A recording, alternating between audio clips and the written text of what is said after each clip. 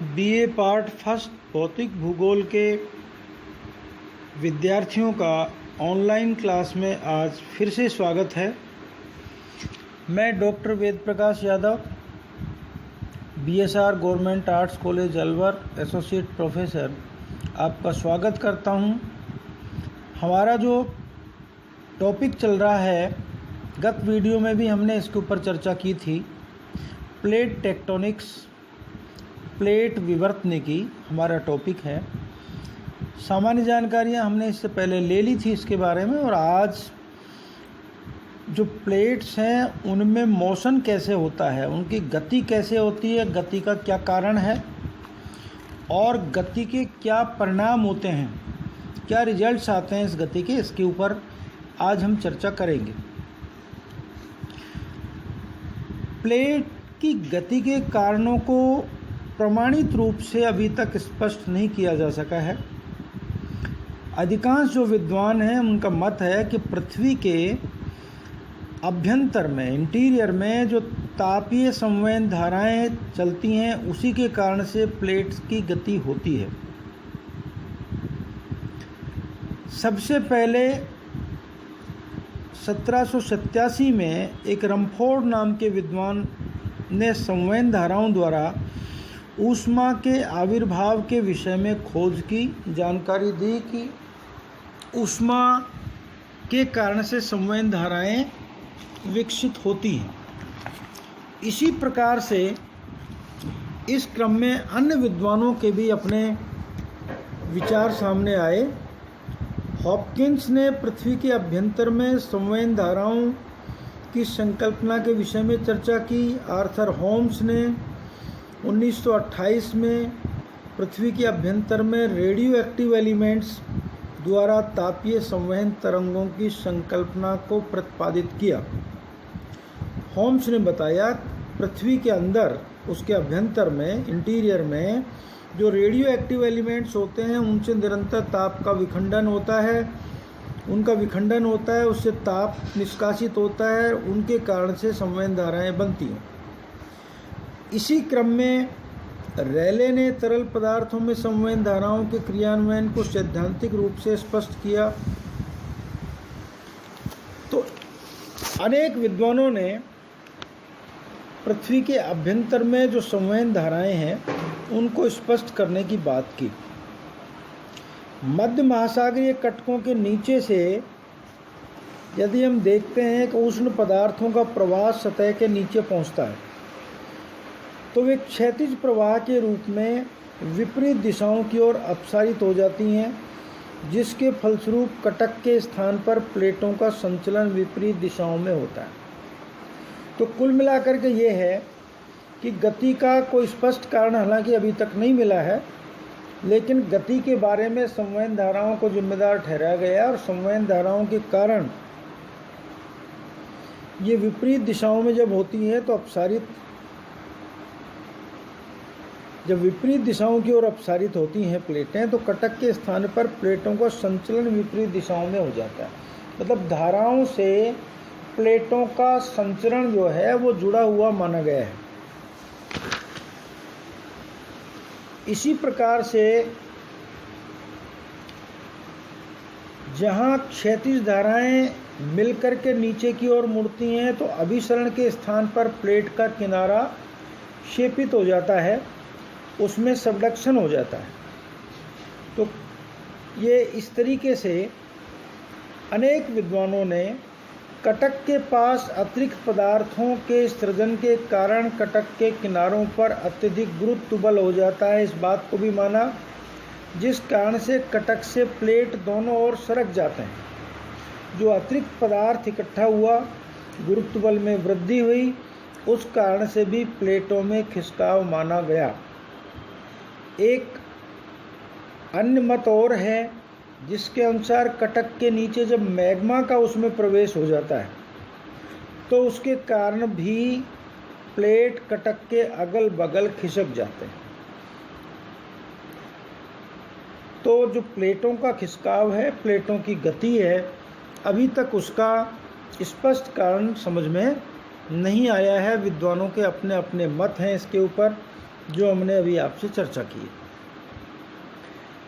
अब हम चर्चा करेंगे प्लेट विवर्तनिकी के क्या प्रभाव होते हैं। पहले भी हमने इसके बारे में आपको बताया है कि प्लेट विवर्तनिकी एक सिद्धांत के रूप में सत्यापित हो चुका है।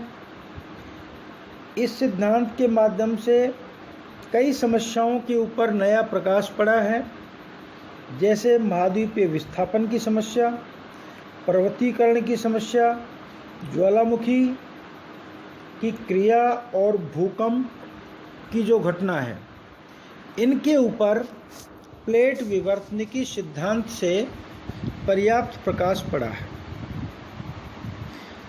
महाद्वीपीय विस्थापन के विषय में यदि हम चर्चा करें तो महाद्वीपों का विस्थापन आज सर्वमान्य सा है। पुराचुंबकत्व और सागर इंतल प्रसरण के प्रमाणों से ये सिद्ध हो गया है कि महाद्वीप और महासागर चिरस्थायी नहीं रहे। महासागरों और सागरों के खुलने और बंद होने के अनेक प्रमाण मिलते हैं। आज भी ये माना जाता है कि भूमध्य सागर आरंभिक जो विशाल महासागर था उसी का संकुचित रूप है। प्रशांत महासागर में आज भी अनुभव किया जाता है कि निरंतर संकुचन हो रहा है। इसके विपरीत अटलांटिक महासागर में विगत 200 मिलियन वर्षों से माना जा रहा है कि विस्तार हो रहा है। लाल सागर के बारे में कहते हैं कभी ये खुलना प्रारंभ हो गया है। महासागरों के खुलने अर्थात उनमें विस्तार होने और महाद्वीपीय विस्तार होने पर महाद्वीपों में विस्थापन होता है। जब सागर खुलेगा तो नेचुरल है कि उसके आसपास का जो स्थलीय भाग है वो विस्थापित होगा, और महासागर जब संकुचित होते हैं अर्थात बंद होते हैं तो महाद्वीप परस्पर निकट आते हैं। तो इस तरीके से प्लेट विवर्तनिकी ने महाद्वीपों के विस्थापन को समझाने का प्रयास किया। उनके अनुसार प्लेट विवर्तनिकी के सिद्धांत के अनुसार महाद्वीपों का विस्थापन कब होता है? महाद्वीपों का विस्थापन उस स्थिति में होता है जबकि महासागर खुलते हैं। महासागरों के खुलने पर महाद्वीपों में विस्थापन होता है, वो विपरीत दिशाओं में या अगल बगल कहीं उनमें खिसकाव होता है।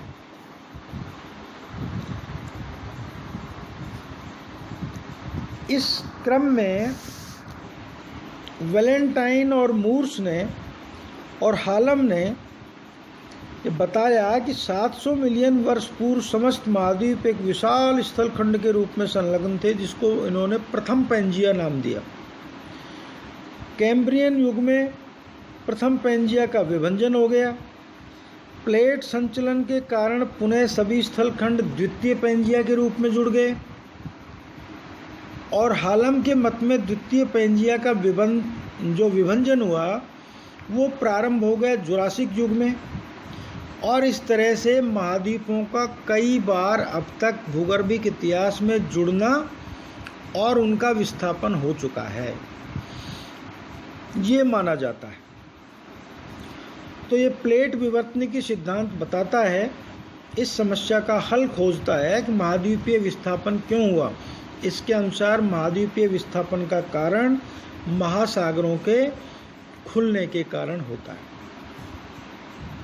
इसी प्रकार दूसरी समस्या है पर्वत निर्माण की समस्या। धरातल के ऊपर जो वलित पर्वत हैं उनका निर्माण चक्रीय रूप में हुआ है।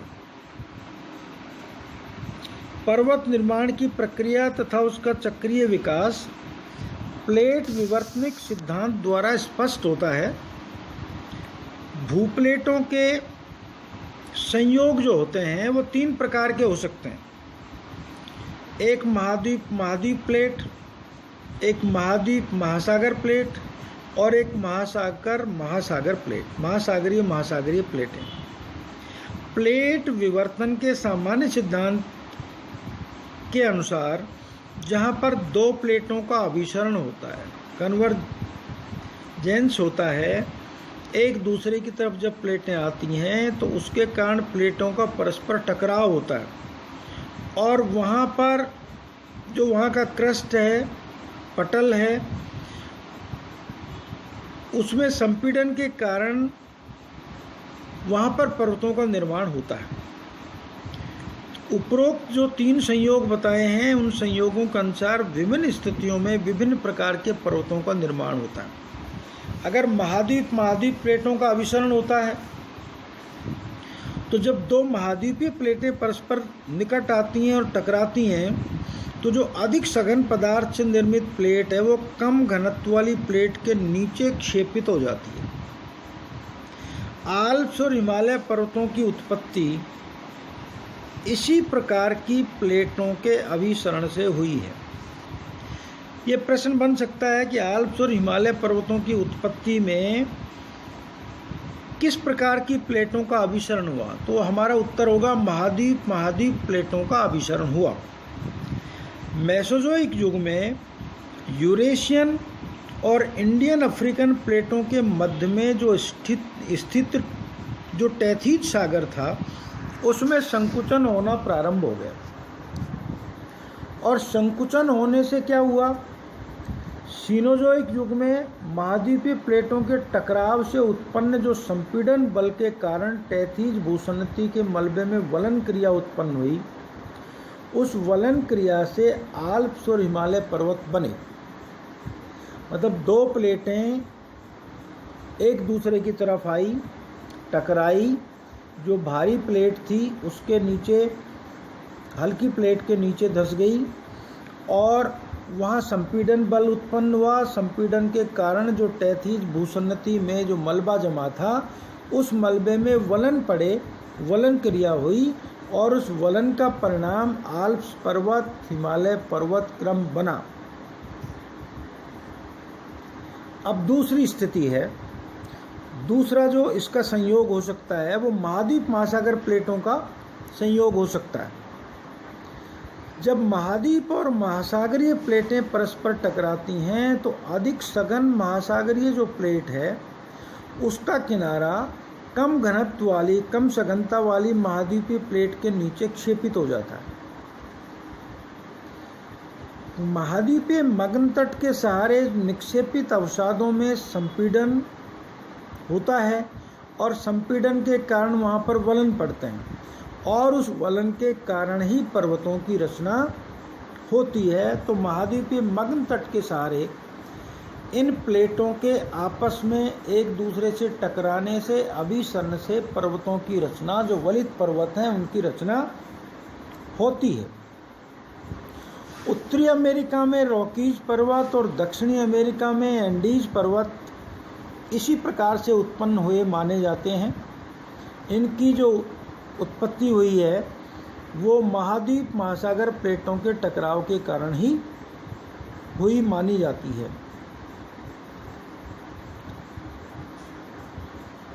जब पैसिफिक प्लेट का अमेरिकन प्लेट की ओर अभिसरण हुआ, तो वह अधिक सघन होने के कारण अमेरिकन प्लेट के नीचे क्षेपित हो गई और उसका परिणाम हुआ कि जो सागरीय अवसाद थे उनमें वलन पड़ गए और उस वलन के कारण ही इन पर्वतों की उत्पत्ति हुई।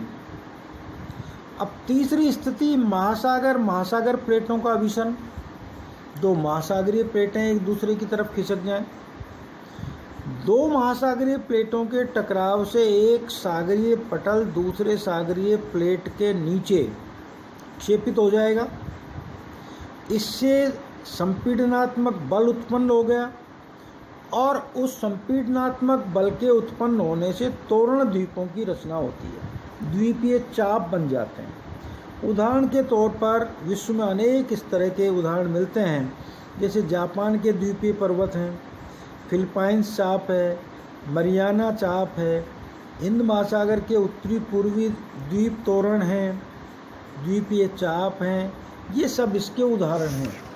तो इन महासागरीय प्लेटों के अभिसरण से इस प्रकार की घटनाएं होती हैं, तोरण द्वीप, तोरण चाप का निर्माण होता है। तो आज के इस वीडियो में इतना ही। अगले वीडियो में हम प्लेट विवर्तनिकी से ज्वालामुखी क्रिया और भूकंप क्रिया किस प्रकार प्रभावित होती हैं, किस प्रकार ये उत्पन्न होती हैं उसके ऊपर हम